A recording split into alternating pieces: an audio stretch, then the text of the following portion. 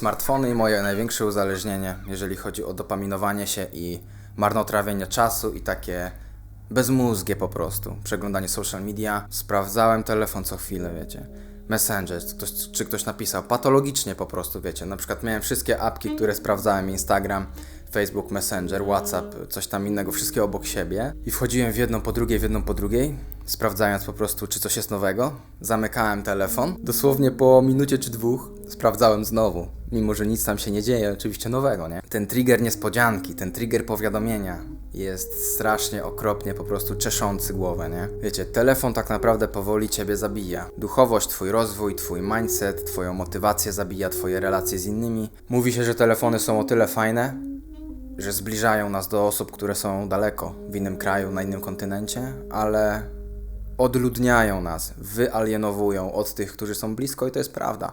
A nawet wyalienowują cię od tego, czym ty jesteś, od samego siebie. I zrobiłem tak, że po prostu odinstalowałem. Mechanicznie odciąłem sobie dostęp po prostu, nie? 18 to jest dla mnie sygnał, że zamykam ekran. Wyciszam się po prostu, czytając książkę, może jakiś spacer, może jakaś rozmowa. Słuchajcie.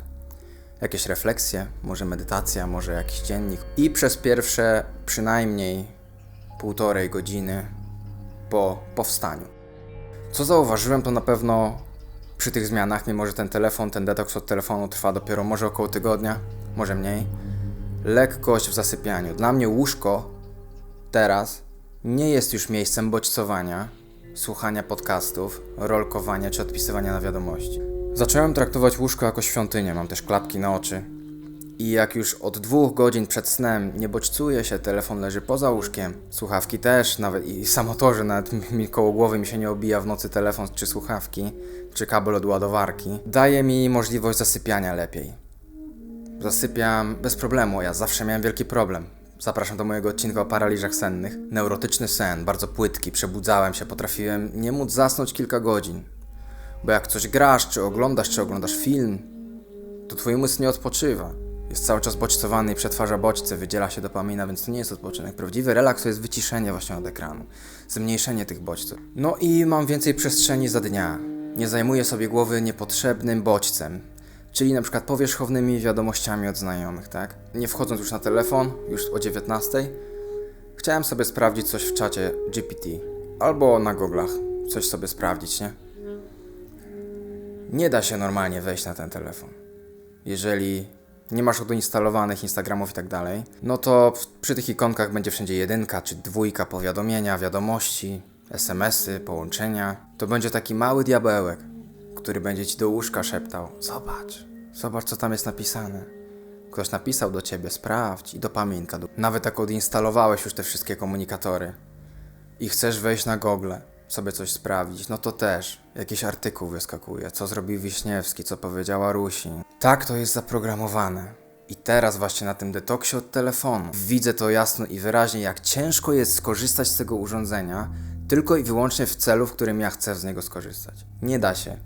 Nie da się wejść normalnie na te 30 sekund, zrobić to, co chcę. Te bodźce będą cię po prostu wciągały jak wir, no. Jak ruchome piaski, tylko że przyspieszone razy 100.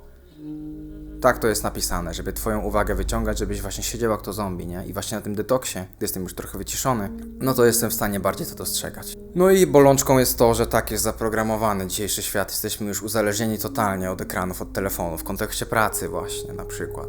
W kontekście komunikacji, no. To już jest fundamentem wszystkiego, nie? Dlatego coraz trudniej jest odbić, wiecie. Coraz trudniej zwrócić się jest w kierunku natury z powrotem, swojego takiego pierwotnego egzystowania. W dzisiejszym czasie. Wejść na telefon tylko po to, żeby sprawdzić jakąś jedną rzecz, to tak jakby świeżo upieczony abstynent, który był mocno uzależniony od alkoholu, aby kupić jedzenie na śniadanie, musiał spędzić całą noc w klubie z alkoholem, gdzie jego kumple i półnagie kobiety będą namawiali go do alkoholu, puszczając jego ulubioną muzykę. Tak wygląda operowanie w telefonie, kiedy ty nie chcesz się bodźcować, ale chcesz coś sprawić. Tak te apki są po prostu napisane wszystkie, nie? Tania podnieta, powierzchowna, żeby tylko cię po prostu złapać na haczyk. Więc jeżeli my dorośli mamy taki problem, No, bardzo wiele osób zmaga się z telefonem i później właśnie jest wysyp obniżonego samopoczucia i motywacji. Jedyne na co mamy chęć to scrollowanie, ponieważ jest to nagroda bez wysiłku. Kiedyś, aby dostać nagrodę i wyrzuć dopaminy, musiałeś zaangażować się najpierw w jakiś wysiłek właśnie. Tak to wyglądało ewolucyjnie, tak to wyglądało przez długie wieki. Teraz nagroda jest na wyciągnięcie palca dosłownie i nie wymaga od ciebie żadnego wysiłku, więc my tendencyjnie chwytamy się tego. Szybka gratyfikacja versus gratyfikacja poprzedzona cierpieniem, wydłużona w czasie. O nie, my tego nie chcemy. I dlatego tak wyglądają dzisiejsze czasy, a motywacja, słuchajcie. Wysyp depresji? Myślę, że też. Oczywiście to jest temat ciężki i nie chcę tutaj przedobrzyć w tym temacie, nie chcę powiedzieć za dużo, ale taką mam opinię, że ten wysyp depresji, statystycznie jesteśmy najbardziej zdeprecjonowanym społeczeństwem kiedykolwiek, no jest to, mi się wydaje, też spowodowane telefonem, nie? I tym bodźcem, przebodźcowaniem, obniżeniem baseline'u dopaminowego. To teraz, jak to na dzieci musi działać? Zastanówcie się przez chwilę, dam wam chwilę, żeby to wsiąkło. Skoro my dorośli jesteśmy tak podatni, a przecież jesteśmy tacy mądrzy, tacy doświadczeni życiowo. Co dopiero dzieciaczek, kilkumiesięczny, kilkuletni, kilkunastoletni, gdzie on chłonie jak gąbka, tabula rasa, czysta kartka do zapisania. Szybciej mu się budują ścieżki neuronalne, chłonie więcej, szybciej się uczy, szybciej się adaptuje, jest bardziej plastyczny umysłowo. To jest zabójstwo, jeżeli dziecku dajesz ekran. Czytałem, że do 2 lat w ogóle dziecko nie powinno patrzeć w żaden ekran, nie? Ja personalnie postaram się jak najdłużej dziecku, mojemu córce, nie dawać żadnych bajek i innych tego typu stymulantów. Polecam wam filmik na kanale Nie wiem, ale się dowiem pod kątem pokolenie TikToka, tam jest bardziej opisane, jak to działa na mózg, ale to jest po prostu dramat, to jest tragedia. Co jeszcze się zmienia u mnie na detoksie telefonowym, gdy po 18 go już nie używam? Czuję ognisko domowe. Jest wieczór, siedzimy z partnerką, jest cisza, czytamy razem książkę, jesteśmy razem w pomieszczeniach, ale gdy jesteś z kimś w pomieszczeniu i obaj patrzycie w telefon, to jesteście odłączeni od siebie. Nie ma tej nici niewidzialnej takiej połączenia, nie?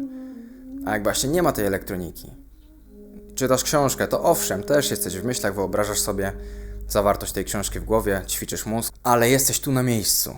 Nie jesteś wyrwany. Nie rozmawiasz z kimś innym, nie jesteś myślami gdzieś indziej, nie? I takie wieczory rodzą pewnego rodzaju ciepło w domu, o którym ja już zapomniałem, że istnieje. To jest inny świat i nie da się tam wejść z telefonem w ręku przed oczami. Na pewno każdy z was miał w życiu takie sytuacje, mieszkając jeszcze z rodzicami, w których wystrzelił prąd. I to był okres jeszcze, gdzie nie było tych telefonów komórkowych. Co się wtedy robiło? Świeczki się zapalało, jak już było ciemno. I grało się w jakieś kości, w jakieś karty z mamą i tatą. I to był swoisty klimat nie do odtworzenia, gdy ten prąd jest. Właśnie wpadłem na zajebisty pomysł. A może właśnie wieczorami dodatkowo będziemy sobie świeczki palić, zamiast światło puszczać. Albo kupię jakąś lampę solną z czerwonym światłem. I to jest perfekcyjna myśl, warto było o tym pogadać, nie? Tak, wróćmy do korzeni, wróćmy do jaskini. To jest myśl. Kokoty sobie wąsy spalą pewnie nad tą świeczką, bo tak już było, ale odrastają wąsy kotom. Taka ciekawostka, nie?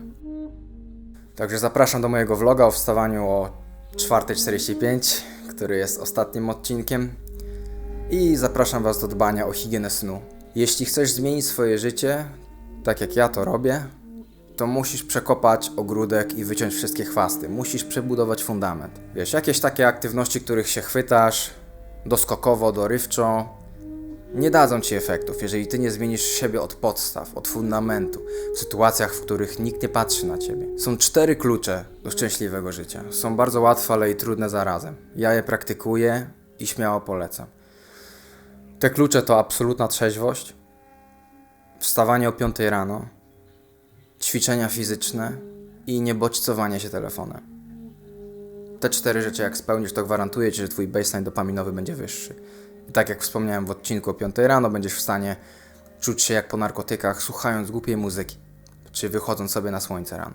Po prostu o poranku, nie bodźcując się, ćwicząc i wstając wcześnie, ubieram zbroję i przyodziewam się w armor przed trucizną, która jest ekranem i telefonem.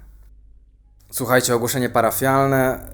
Możecie teraz wspierać mój kanał, jest taki przycisk wesprzyj.